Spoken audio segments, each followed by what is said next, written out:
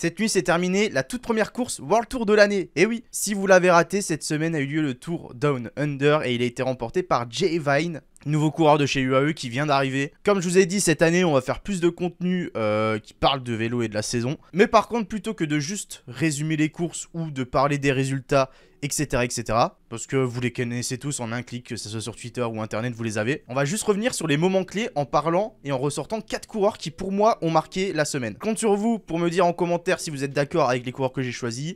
Et si pas, quel coureur pour vous a marqué la course tout au long de la semaine tout simplement. Et comme d'hab, lâchez votre petit like et lâchez le petit abonnement sur le bouton rouge pour me montrer que vous appréciez le format ou quoi que ce soit. On va commencer par parler du jeune sprinter français de la Groupama FDJ, Monsieur Paul Pénoët, vous le connaissez. Comme vous le savez, c'est l'un des nombreux coureurs qui ont fait le passage cette année en début de saison de la Conti Groupama FDJ à la World Tour, hein, comme Romain Grégoire, comme Lenny Martinez, comme plein d'autres mondes. Et pour sa toute première course World Tour cette année et de sa carrière en général, puisqu'il a été envoyé en Australie pour ce début de saison, il a montré de très belles choses le Paul. De belles promesses pour la suite de sa saison et j'ai bien hâte de voir ce que ça va donner. Cette semaine notamment, une 4ème place sur la 4ème étape, 5ème place sur la première et enfin une 10ème place sur la 2ème étape en notamment faisant 5ème du peloton juste derrière les coureurs qui ont réussi à s'extirper de la dernière difficulté. Donc ce qui est intéressant de sa semaine, c'est que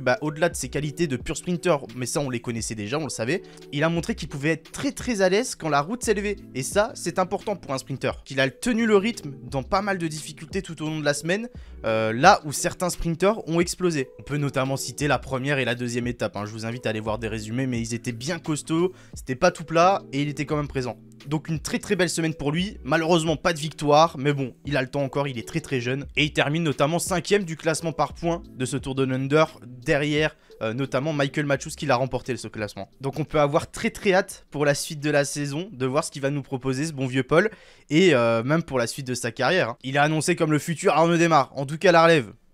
On verra tout ça, en tout cas les promesses sont là. On va ensuite passer à Simon Yates, le britannique de la Jayco, ancienne Orica, Mitchelton et compagnie, hein, vous connaissez. Lui qui attaque sa 10ème saison dans la même équipe, dans la même formation, qui est maintenant nommé, comme je vous l'ai dit, Jayco Alula, le nom complet, je sais pas si je le prononcerai bien. Donc il est fidèle, ça fait plaisir de voir ça. Il a remporté cette nuit, au moment où on se parle, dans la nuit de samedi à dimanche, la toute dernière étape, et c'était sa 32e victoire chez les professionnels quand même. Belle victoire, dans un sprint à 2 face à Jay Vine. Jay Vine, on en reparlera tout à l'heure, vous en doutez. Dans ce qu'on peut appeler un petit peu l'étape reine de cette semaine en Australie. Rien de bien fou pour Simon Yates qui peut faire des résultats en haute montagne. Mais quand même, avec cette petite arrivée au Mount Lofty, belle victoire pour lui. Bon, et du coup, au-delà de cette étape, cette dernière étape qui a eu lieu cette nuit, on peut également noter une très belle 2ème place juste derrière Peyo Bilbao et devant Jay Vine encore lui dans un sprint à 3. C'était là du côté de Campbelltown où ils étaient sortis dans l'ultime difficulté, et aussi une belle 4ème place sur la seconde étape là aussi où un groupe s'est extirpé du peloton. Donc au final il aura été l'un des plus réguliers tout au long de la semaine et surtout l'un des plus offensifs. Et c'est ça qu'on veut, hein. Bon, forcément, il y a moins de pression sur un Tour de Under que sur un Tour de France ou sur d'autres courses. C'est le début de saison, ils sont là pour se faire plaisir, pour se mettre en route. Mais dès qu'il y avait une difficulté ou une étape qui pouvait convenir aux non-sprinters, on va dire, Simon Yates y était là et c'était l'un des coureurs qu'on a vu tous les jours à l'attaque. Du coup, il conclut cette très belle semaine par une 2ème place au général en plus de sa victoire cette nuit. De quoi bien lancer la saison. Et de bon augure au vu de son premier gros rendez-vous. Ça arrivera très vite, hein, on va vite y arriver. Ça sera Paris-Nice début mars. Bon, on est obligé de parler de ce monsieur. On est obligé de le citer dans la vidéo. Monsieur Bryan Coquard, bien sûr, si vous l'avez raté, c'était lors de la 4ème étape. Il a remporté tout simplement sa toute première victoire World Tour. Et ça, qu'est-ce que c'est mérité? C'est un peu l'événement de ce début de saison, hein, entre guillemets, puisque Coquard, on le connaît, il était habitué à ne pas avoir encore levé les bras en World Tour, alors que ça fait plus de 10 ans qu'il est là. Il y avait le petit classement des stats des coureurs qui avaient le plus gagné sans avoir réussi à gagner en World Tour, c'était le tout premier. Et bien maintenant, il va quitter ce classement parce que Bryan Coquard est un vainqueur World Tour et ça fait plaisir. C'est surtout très mérité pour lui, hein, il aura été au final... l'un des 3 meilleurs sprinters français de cette génération des 10 dernières années, on va dire. On se souvient tous, les fameux 28 mm sur le Tour 2016 face à Marcel Kittel à l'époque, C'était au sprint à Limoges. Il a eu pas mal de malchance, des courses où il était sûrement le plus fort, il devait aller la chercher, mais il y a un petit truc qui bloquait. Mais enfin, début 2023 commence parfaitement pour lui du côté de la Cofidis. Et en plus avec la manière, parce que s'il vous plaît, il s'est imposé dans le sprint de la 4ème étape, juste devant Alberto Becciol et Hugo Page. Donc bon, certains vont dire c'est pas les noms les plus reconnus du sprint, mais c'est une victoire World Tour, on s'en fout. Et puis c'est surtout une victoire avec la manière, parce que la démonstration qu'il a fait, je vous invite à aller voir en replay le final de la 4ème étape. Bon, moi j'essaye de vous illustrer avec quelques petites images par-ci par-là la vidéo, mais vous vous doutez bien, niveau droit, compliqué de mettre des vidéos et des finishes. Mais grosse démonstration de puissance pour lui dans les 200 derniers mètres. Victoire incroyable et largement méritée. Donc on espère pour lui maintenant plein de succès en World Tour pour la suite de sa carrière et une très grosse saison. Hein. L'an dernier, il avait déjà très bien commencé. Donc ce transfert chez Cofidis est plutôt positif pour lui pour le moment. Et on va terminer. Et forcément, on est obligé d'en parler, c'est le grand vainqueur de l'épreuve, le grand vainqueur du Tour de Under 2023, qui n'est autre que Jay Vine. Jay Vine, très belle histoire, en plus, il est passé pro très tardivement, si vous ne le connaissez pas, il est passé pro grâce à Zwift, notamment pendant les époques confinement, Covid, etc. Ça fait pas très longtemps, au final, qu'il est dans le peloton. Il avait gagné jusqu'à présent que 2 étapes, et on les connaît, c'est les 2 étapes sur la Vuelta l'an dernier, bon, quand même des étapes de renom. Du coup, on connaissait ses qualités.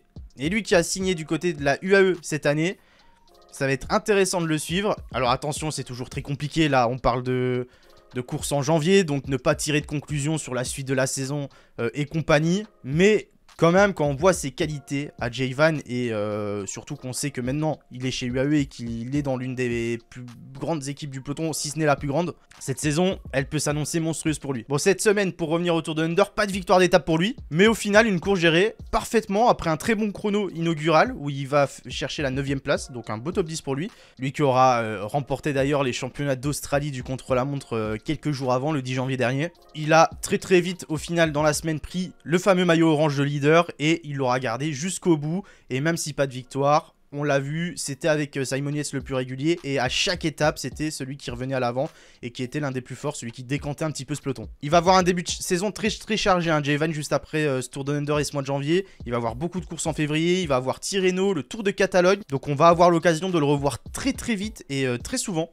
Et puis, son gros objectif cette saison à Jay Vine, c'est le Giro au mois de mai, donc à voir. Est-ce qu'il va être capable de prendre le leadership du UAE et d'aller chercher un gros résultat? Pourquoi pas. Donc voilà, si vous n'aviez pas suivi cette semaine du côté de l'Australie, vu les horaires des courses un peu compliqués, etc., j'espère que vous avez apprécié cette vidéo. Et puis même si vous avez suivi la course, j'espère que vous avez apprécié cette vidéo. Dites-moi, comme je vous ai dit en commentaire, quel coureur vous a fait les plus fortes impressions tout au long de la course. J'ai peut-être oublié certains noms, enfin pas oublié, mais il fallait en choisir que quelques-uns. On peut notamment citer Hugo Page qui a fait une belle semaine, Alberto Becciol qui a remporté le premier chrono. Bon, il a fait des petits gestes pas sympas aussi dans la semaine, je voulais chercher, mais c'était marrant. Pello Bilbao aussi, solide. Donc faites-vous plaisir en commentaire, et dites-moi si vous avez aimé ce format, tout simplement, et si vous voulez qu'on le refasse pour les prochaines courses du calendrier, plutôt que de juste faire des résumés de courses ou des débriefs de courses. Je pense que ce format où on épingle quelques coureurs de chaque course, ça peut être sympa. Donc voilà, n'oubliez pas le pouce bleu, comme je vous l'ai dit, l'abonnement et de me suivre également sur tous mes différents réseaux, Twitter, Insta, Twitch pour les lives également. Tout est en description, donc je vous souhaite une excellente journée ou soirée. Et on se retrouve très vite pour de prochaines vidéos, cyclisme, bien sûr. Allez, bye bye.